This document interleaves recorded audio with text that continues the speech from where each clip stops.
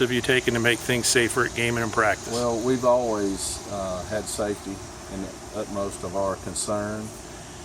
Nothing has really changed in as much as we were already adhering to safety guidelines before the new practice guidelines come out. We have our helmets redone every year to make sure the kids are fitted properly, have a good mouthpiece.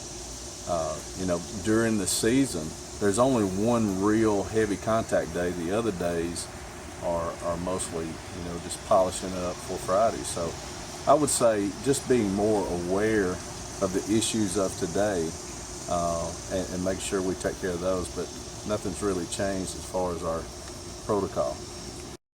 Is teaching fundamentals different than it was 20 years ago? Absolutely.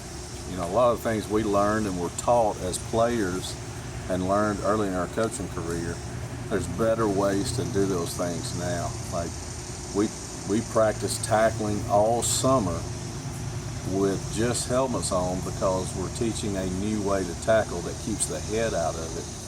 And so we think those kind of things are very effective. And the way offensive, defensive linemen play with their hands nowadays, it's a lot less shoulder and head collisions in the interior offensive, defensive line than it used to be. So things have changed drastically in our teaching techniques. And do you have your helmets reconditioned, and why is that your frequency? Every year, because the rule is every 2 years you're supposed to have them all reconditioned. But we feel like that if you can get that done each year, then for certain it's the safest helmet you can put on a child. So we do it each and every year at great expense. We're hoping Ron Ingram will come off with some money and pay for that one day. Safer than it was 20 years ago, and why? Well, I think it's much safer. I think it's much safer than it was 10 years ago.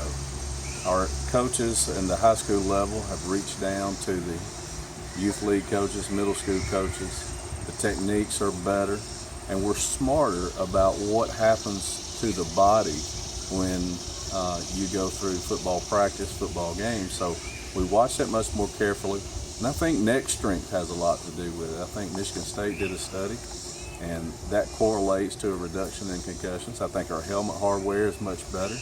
I think it's much, much safer than it used to be.